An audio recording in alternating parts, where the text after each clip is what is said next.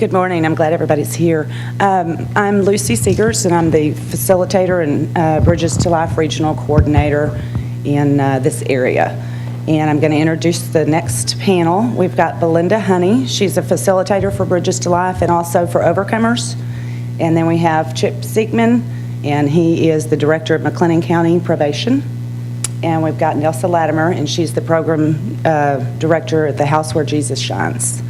So we're going to start with Belinda.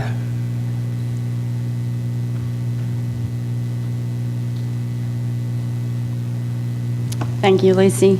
I just really want to commend Byron on his study, because looking at the list and the chapters of that book, I think I could relate to every one of those.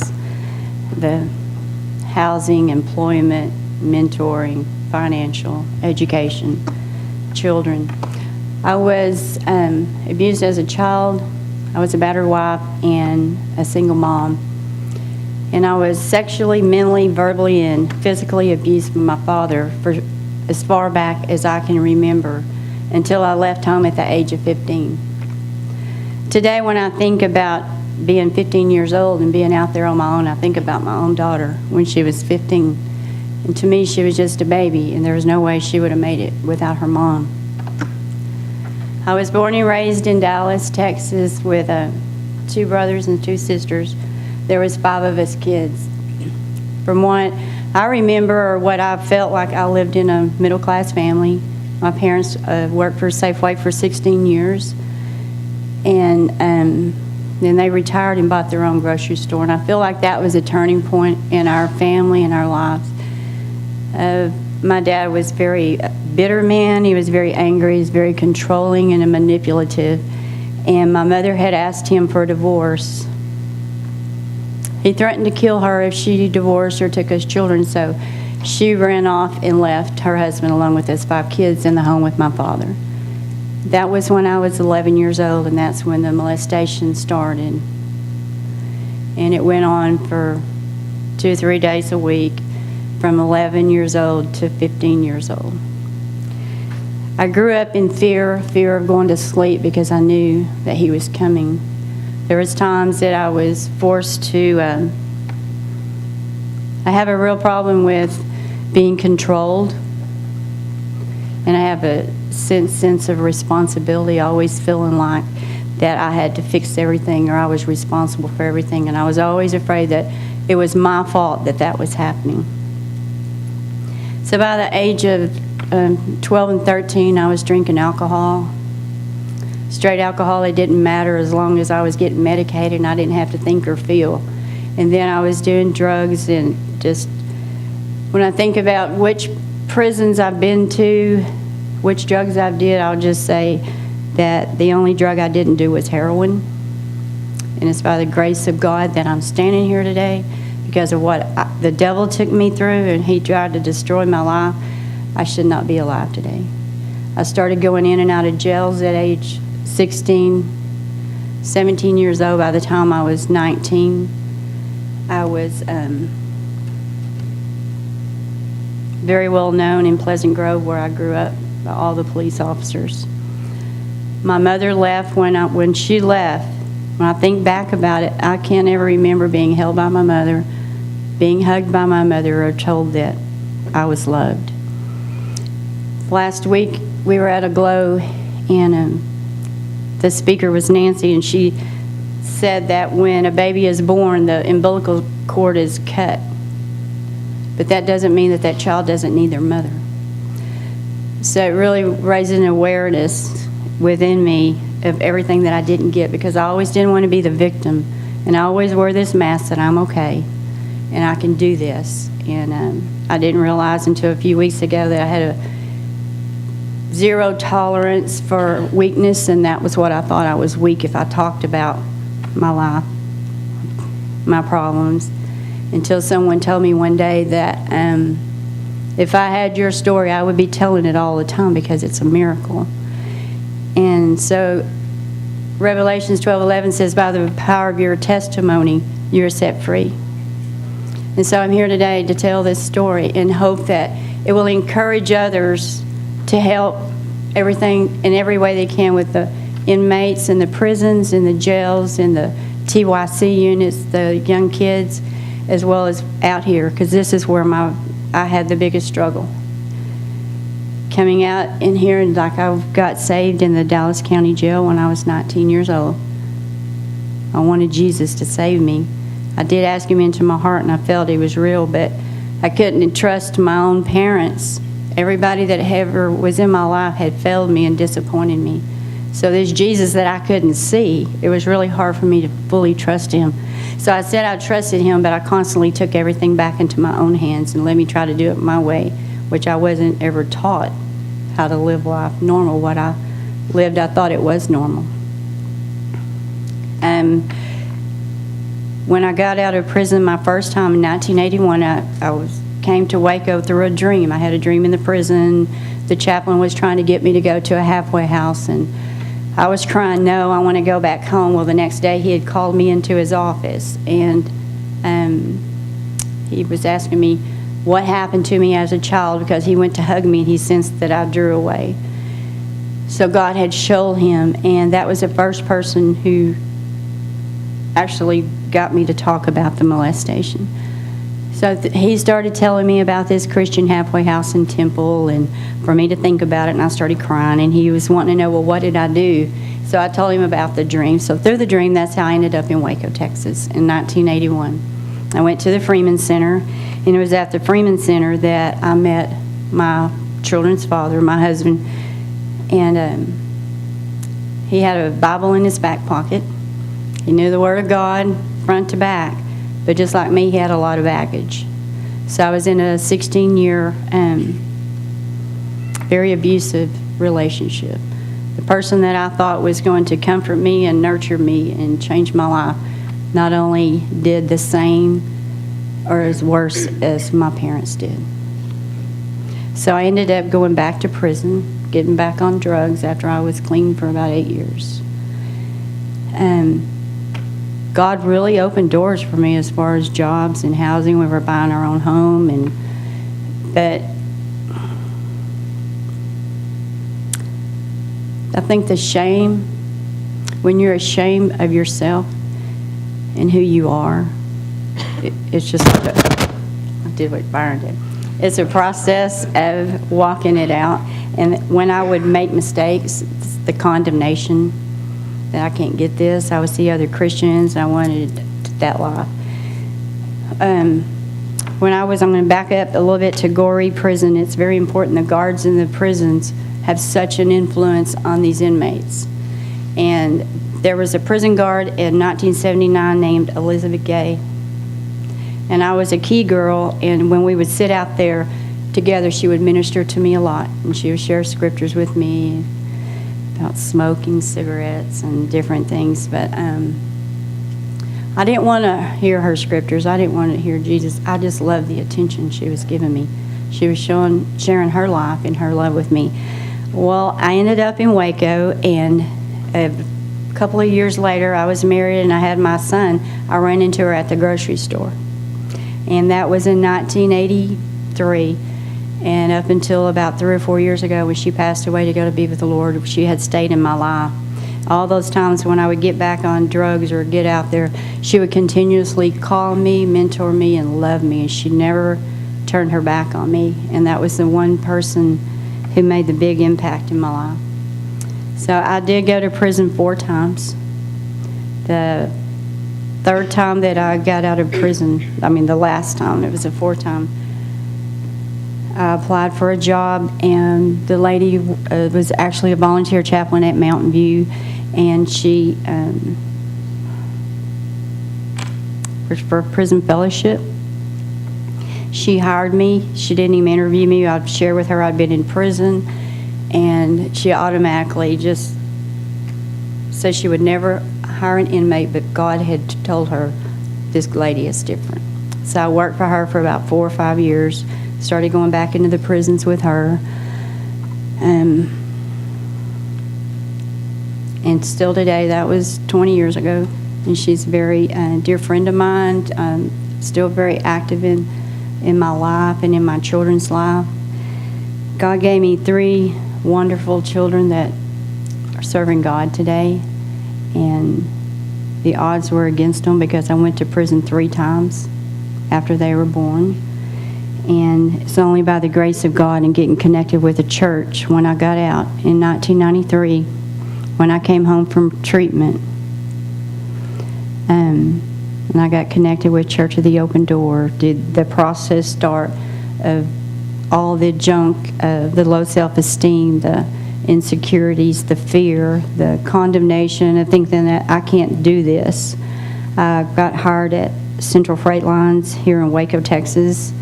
I got hired off a resume, so I didn't share, that I had been in prison, because so many applications I had put that on there, and then they wouldn't hire me. So I'll just, whenever I got hired off of the resume, I went in to do some paperwork, and I left it blank and said, Lord, if it's supposed to be on here, then it will be brought up. About 2 years later, it had came up, because I was working through Dell Computers, it came up that I had been in prison, and although I had been there for 5 years and I'd been promoted 3 times, it was kind of like egg on their face, so they let me go. And at this time, I was staying with Miss Gay, the ex-prison official. And through just a lot of prayer, God had also showed me in a dream the CEO of the company with a tear going down his face. And a lot of people had told me, you're supposed to go there and get your job back. But pride wouldn't let me go. Eventually, I did give in. I made that phone call and explained to him my life and why I left it blank and nobody would hire me. And by this time, he had also thought it through, and he said if he had been in my shoes, he would have done the same thing. Because I had a rap sheet a mile long. And so he did hire me back, and I'm still there today. Because of what you were saying on your book about the employment rates and the lack of education and things like that, there was been times I'd worked 3 jobs to make sure that my kids had things that I didn't have. And so I didn't get to go to church regularly for about 4 years. I was taking care of an elderly lady in Dallas. But I listened to a lot of tapes, Joyce Meyer. And I really believe that mostly her teachings are about growing up. And even though I knew the Lord and I'd asked God into my life, and I helped so many other people, because I was always wanting to give back what God was doing within me, but I didn't ever see myself as successful until just probably about the last couple of years, because I was, instead of looking where I'd been and where God's brought me from, I was always looking at where I was trying to get to, or where I was wanting God to get me to. But today I can look back and see that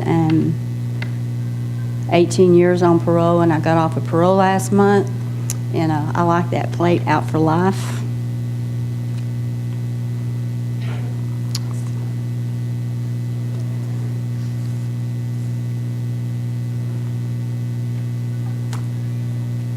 I guess that's really it. I just thank God that He waited patiently for me. There was a lot of people that gave up, and there's a lot of inmates out there. When I go into the prisons with Bridges to Life, a couple of weeks ago, I asked the ladies, what's the one thing you want to get out of this class in 14 weeks? And I was so amazed that 6 out of 8 of them wanted the same thing that I always wanted, an answer to why do I do the things that I do. And it's just the insanity of it. The last time I had gotten in trouble, I wasn't even on drugs. It was just the insanity of the learned behavior. And throughout these last 18 years, walking out through life, I've unlearned what I learned through childhood. So that's all I have. Thank you.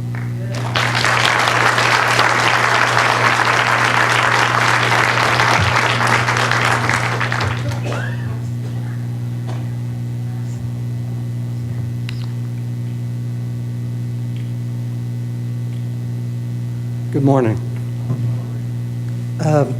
I'd like to let you know a little bit about myself as far as my career in criminal justice goes. I began in 1989 as a caseworker for mentally retarded offenders in prison here in Texas. About 4 years after that, I became an institutional parole officer that dealt with prisoners while they were in the institution, and then an institutional parole supervisor, regional supervisor, And my last stint with the state was as the warrant section director for the parole division and the review and release processing section director for the parole division. I've been serving as a director of adult probation here in Waco for a little over 3 years now, and I believe God brought me here for a reason. Many discussions on restorative justice and reentry, by definition, look at people who are being released from jail or prison. I just wanted to say, while these populations are in dire need of services, that there's a third population that really needs these services too, and that would be the adult probation population. Simply put, probation is a court-ordered supervision, conditional, that keeps or diverts people from going to jail or prison. So it's important that this be addressed. It shouldn't be confused with parole. Parole is the release from prison under conditional supervision. Our mission, our department mission, is to provide quality services to the court, to provide public safety, and to maximize the rehabilitation, or I would argue habilitation, of some offenders. We have 45 officers that tirelessly work towards offender success, and there are a few of them that have made it here today. I'd like them to stand up and be recognized.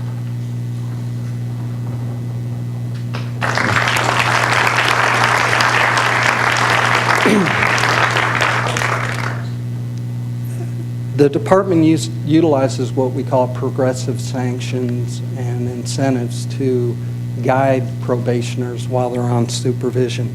And our success rate here in McLennan County has constantly been better than state averages. But I do believe there's room for improvement. We currently supervise over 3,200 people here in McLennan County on adult probation. That's a pretty staggering number. On a positive note, we took in over $500,000 in restitution toward victims. So there are other things other than, supervising the offenders that we do. Many of the offenders who are on supervision made a once-in-a-lifetime mistake. They've seen the error of their ways. They have the things that they need to go through supervision. We have to do little or nothing to guide these people. But there is a great number of people who have more deep-rooted issues that we need to deal with to help them along the way. And despite our best efforts, sometimes these people violate and reoffend and are sent to jail or prison. Any state funding or local support toward the efforts of community supervision is essential. It's worthwhile, but it's also cost-effective. And politicians on the state level need to realize that it costs, on an average, a little under $3 to keep somebody on probation per day, and only $1.30 of that is passed on to the public in taxes. In comparison, the average daily cost of housing someone in jail or prison in Texas is nearly $50. So, the officers, like the ones that are here today, have a great deal of experience dealing with folks on supervision. So I kind of asked them what contributed to the success of people while they were on supervision. And while opinions varied, the common themes included steady employment, housing, supportive families, pro-social relationships, acceptance of responsibility for their actions, availability of medical or mental health services, acceptance of treatment and assistance, and ability to refrain from substance abuse, positive self-esteem, and respect for others. And those are common themes that I've heard today. And this was just a spur of the moment, hey, give me your thoughts. Conversely, when I asked what negatively impacts the success of probationers, the following were common themes: lack of housing, residing in high crime areas, unemployment, lack of transportation, lack of education, failure to refrain from drug use. Unsupportive families are those that make excuses for the offenders when they make mistakes. Antisocial relationships, lack of medical or mental health treatment, lack of daycare assistance, negative self-esteem, and disrespect towards others. I'd like to discuss some ways that the officers identified that the faith-based community might assist. Excuse me. In the area of employment, many employers, as she said, won't allow people who've been on probation or prison to gain employment. And, I would argue that locally, the majority of business owners are members of churches, and that outreach can be made to those business owners to say, hey, we need to give these people a chance. Moreover, a certain of our segment of our population might not be able to secure employment due to the unavailability of daycare. So, that could be something could be addressed on that level. As far as education goes, many of our probationers lack a high school diploma or GED, and others may have those and want to further their education. It's been suggested by some of the officers that local churches could agree to host GED classes. The county allows GED classes to be started in a number of places, and you can start a class there. They'll put a teacher in place, and as long as you keep a certain number of students there, they'll continue to teach and get those people on track. Also, local churches could decide to grant scholarships to offenders on probation that are deserving of furthering their education. Transportation, as I understand it, the idea locally has been knocked around about bus passes for offenders who either can't drive, don't have a car, or because of their offense, like a DWI, may have lost their license. So these people can't go to seek employment, or keep a job because they can't get to where they need to go. Family outreach is an important component, assisting families in dealing with issues involved when a family member comes in contact or is in prison with the criminal justice system, and perhaps reaching out to children of incarcerated individuals, and that was a common theme I heard this morning. Pro-social relationships, mentoring, as it was talked about this morning, is a viable solution. Many of the offenders deal with issues of low self-esteem and self-worth. There's an element of gang involvement within the community, and that's come to a head here recently. Reaching out to younger individuals to get them involved in other more positive activities might help curb the growth of the problem. In addressing this issue, it could help some offenders overcome feelings of inadequacy and self-esteem.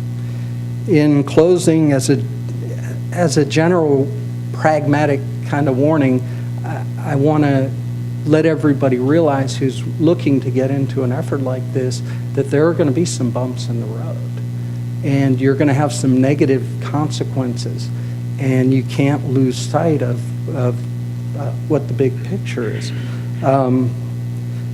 This is especially true of offenders that are addicted to alcohol or controlled substances. Over half of the offenders within McLennan County have either alcohol or drug-related convictions. As I said, I think this is a wonderful idea, and with the support of my local judges, I'd like to help out any way we can. So.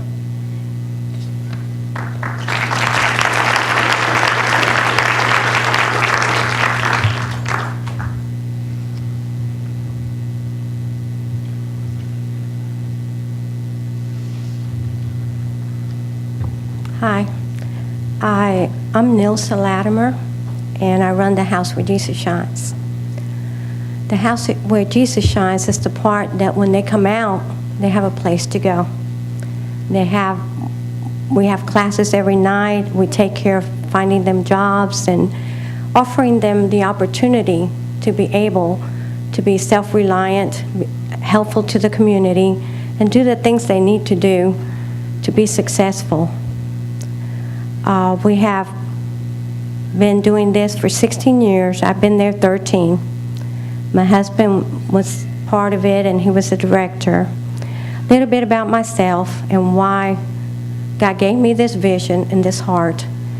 My husband used to be in the military for 21 years.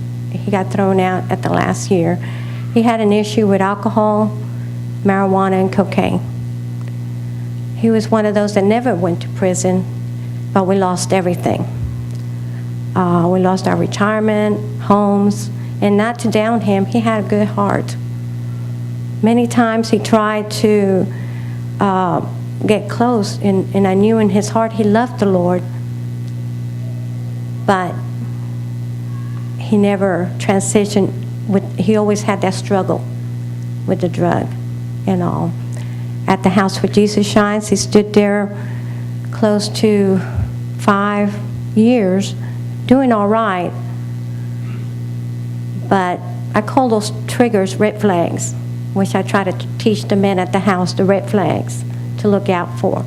So he's tried to help his family, which they're all into partying, drugs, and things, to bring him to Jesus because she was really sick, and then in the process got lost.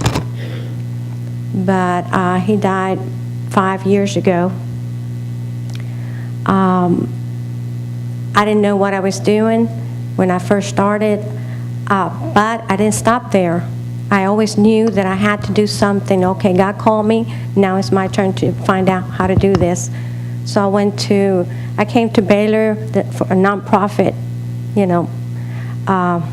and I met Francis and went 2 years to learn how to run a nonprofit and stuff, and met with other nonprofit organizations, went to Takata trying to find some help, went to different places. I'm a member of the Homeless Coalition because I know if what I can't give them, then somebody else will, so I might as well help in that area.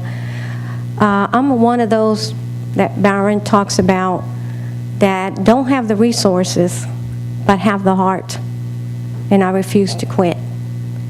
But always knew in my heart that I needed help. Always knew what's lacking in my program was mentors. Never been able to connect. And that's one of the reasons I'm here, is because I want to connect. I'm not against the government. I just want to be able to do what I do. We teach them classes like, overcomers, recovery, finances, character builder, health classes, sexual purity, quest for manhood, establishing relationships, different classes that are very valuable because I did the research. I joined with Restorative Justice many years ago because I wanted help, I wanted to learn, I wanted to grow, and I wanted to do what's possible. I knew the man that talked about that system and all of that was in my head, but didn't know how to put it together. I knew I needed all of that. I knew I needed to get collaboration, and I've walked every step, but never gotten there.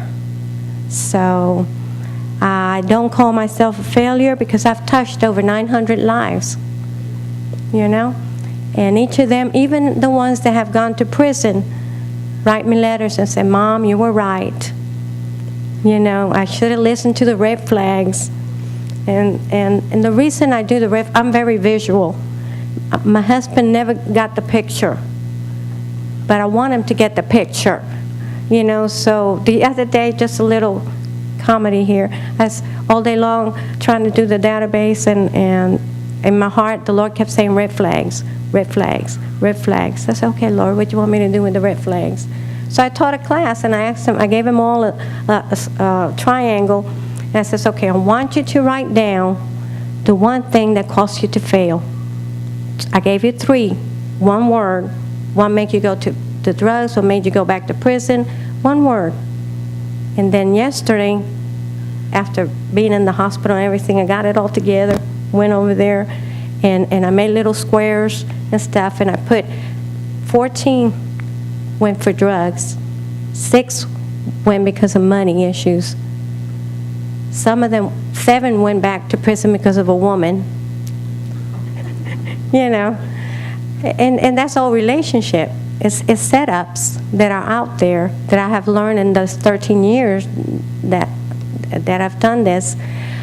But the biggest one, which was 14 or 16, was emotional stuff, where I get angry, I get frustrated, I have resentment, I blame everybody else, I get in a bad relationship.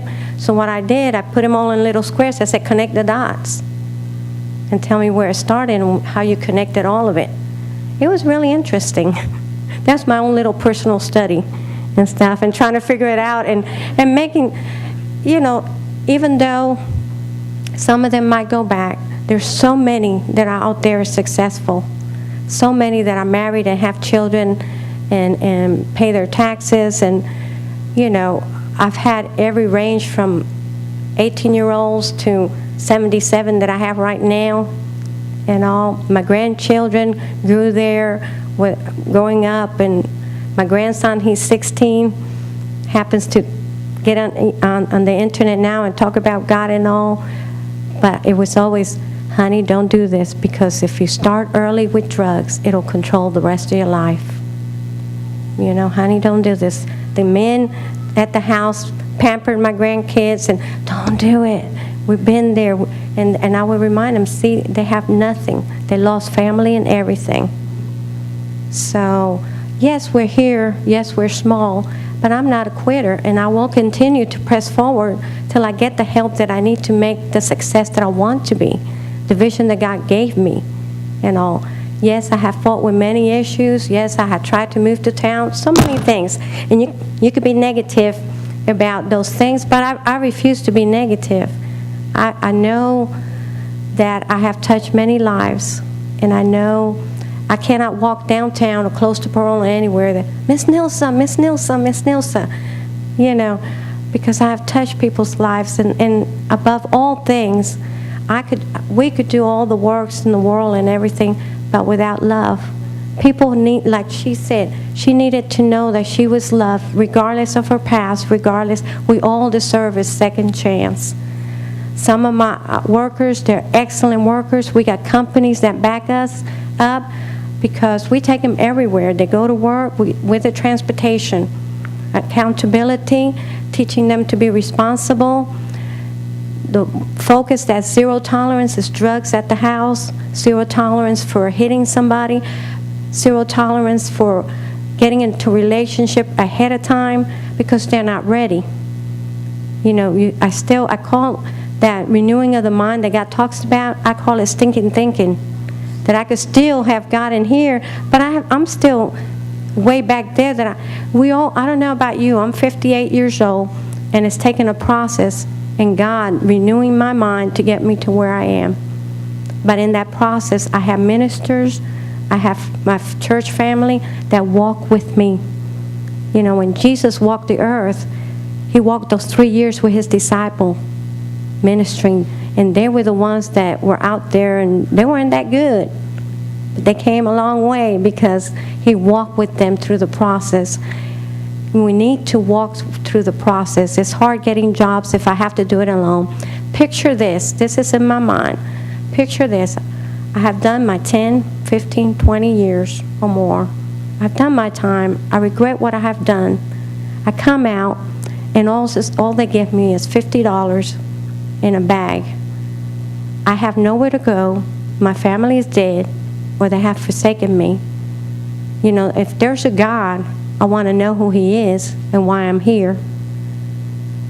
But if there's no place to go, I go back to what I know because I have to survive. So we need places out here that are going to minister and help them through the process so they can survive. and not being to that, okay, I got to steal because I got to eat.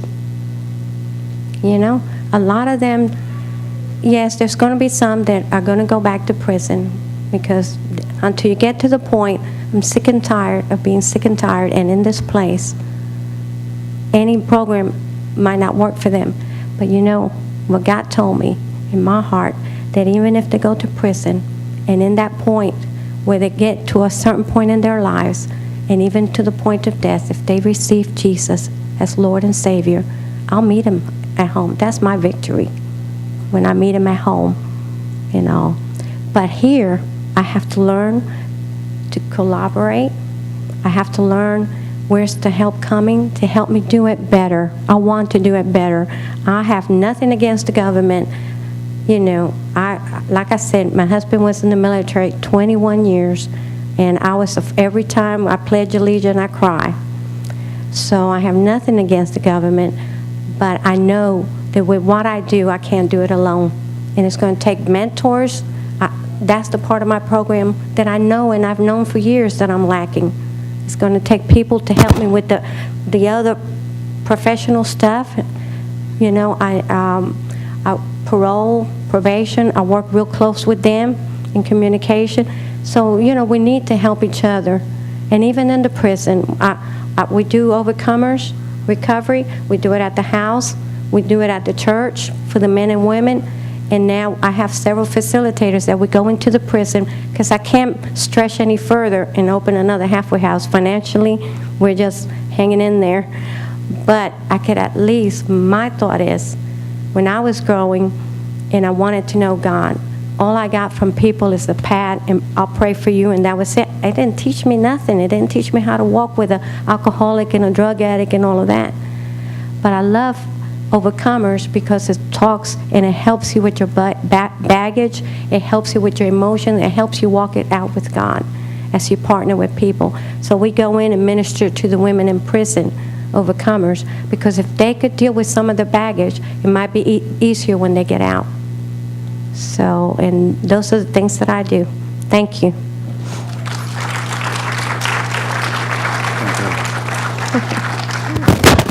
I've had the chance to go out and spend some time at the house where Jesus shines. And for those of you that know anything about halfway houses, it's not uncommon to see a halfway house with 6 residents in it. They have had over 50 at the house where Jesus shines. Their population is much bigger than any halfway house that I've been familiar with. And they have had such a success in employing offenders all throughout Central Texas, and they have these vans that take them everywhere.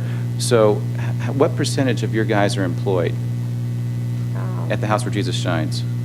90. Yeah. More. I mean, all of them have jobs and have had jobs the entire time they're out there.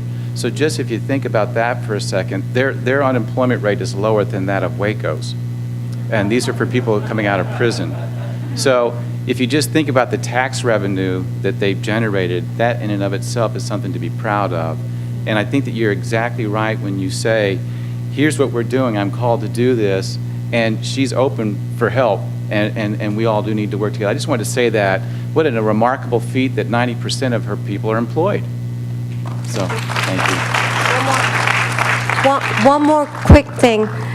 We keep what we do, how it runs. They turn in their paycheck, they get an allowance, they pay their costs for being there, and the rest goes in the savings.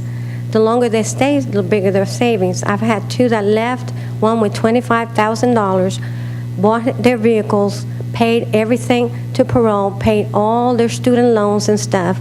The other one bought a home and his vehicle and paid everything that he owed, and finally said, I'm ready to move out. So in 2 years, those 2, and I have 3 that graduated from TSTC. One of them works for N Global and makes about $60,000 a year, because we offer them the opportunity to go to school while they're at the house. So, thank you.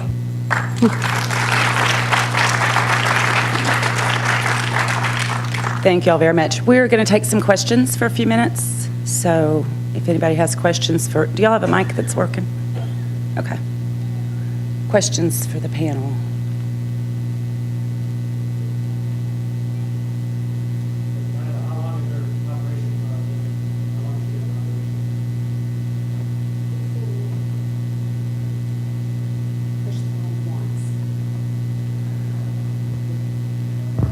And We've been in operation for 16 years. I've been there 13. Nilsa, how are people, what should I say, accepted for it? How do they get into the church? We're in that list in the prisons, you know, the better organizations and all, and they write a letter. I send them a packet with all the rules and regulations, so they know before they come what's expected of them. Ed? Have children at the house? I'm sorry? You have children at the house? No. My grandchildren come and visit with me, and Where do you go? they come and visit. They're welcome to visit on Saturday, certain schedules, because every evening we have classes and stuff, and they go to work, they go to bed, they do their chores. So the families are welcome to come with the children. I have games and video games and different things to entertain them while they visit with family. It's just men, correct? Yes. Was it a single-family home? I'm sorry. Single-family home? It's a long, it used to be called the P&L Casino. So it's a huge metal building. We have about 19 rooms. So it's 2 to 3 men in a room.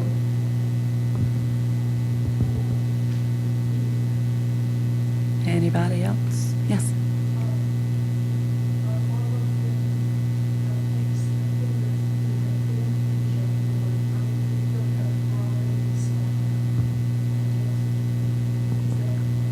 We have parolees and people that are on probation, both. Sophia? How exactly would the mentors be able to interact with your program? How do you see them being benefited? Right now, I even forgot to say, I'm partnering with Christian Men Job Corps, and they come over and talk to the men and then take them to classes, and they have very good mentors. The partnering with mentors is just being able to be real with the men and attentive in their spiritual walk and be an advisor when they need advice, and when they're having that moment that I'm so stressed, I want to do the drug or whatever, somebody's there to talk to them and stuff and say, don't, let's do it this way. So. Linda, have you engaged in any political activities to get the county government or city governments here to remove that section from their job application as it's been done in Travis County? No, sir, I haven't. I wasn't aware of it. Now she is.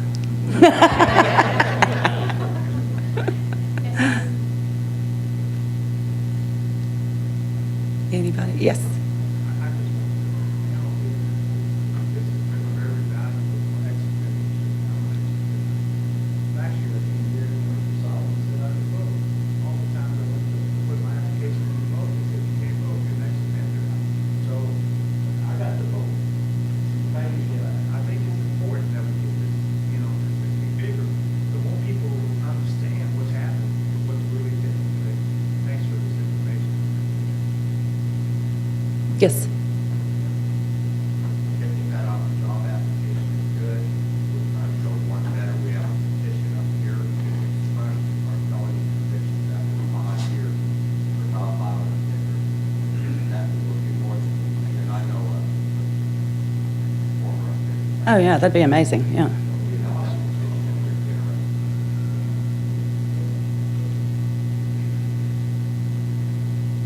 Ask another question? Sure. Nilsa, what is the connection between your work and the Church of the Open Door? Are you considered a staff member of the church? Does the church provide some funds? Or exactly what's the relationship? Okay. Church of the Open Door Fund, whenever we can't pay our bills, they're there to pay them. and all, but I'm staff member at the church. So, and there's always been that link. It started with some of our people going into the prisons and have a heartfelt, what are they going to do with $50? And then from there, one of our guys is in constructions and found this old building that was, you couldn't even see it with the grass and all, and started working on it. And it's all been a labor of love. It's never been a financial thing. So we just we go, keep on going. So.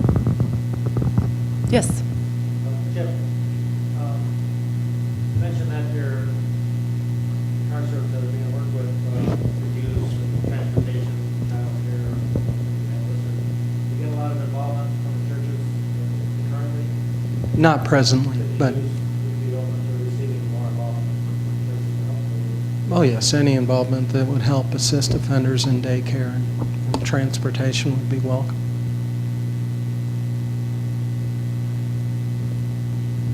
Jim, what kind of turnover do you have with your staff working with the probation? Actually, our turnover is well below the state averages. We have very few that leave for other positions. The majority of them go on to higher-paying federal jobs or to retirement. We've lost a number of people to retirement, and we're bringing on a new generation, and they're learning from the ones who have been there longer. We actually had, I think it was 10 people recognized, 10 or 11 people recognized for service awards last week, and a little under 300 years of total service. No, I'm sorry, a little under 200. That would make them all 30 years. But a little under 200 total years between all of them.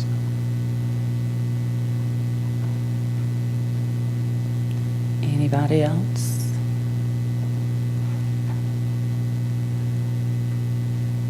No more questions? I just want to make a comment about the house where Jesus shines. I'm in the prison anywhere from 2 to 3 nights a week, and especially the men, they know where I'm from, and so I have one who just, please call Nilsa, please call Nilsa. I want to be in her house so bad. And I think he is coming. But it's a very highly recommended, and it's, it's obviously a success, but if anybody can help, everybody needs the help. So we need to work on this as a community. Yes?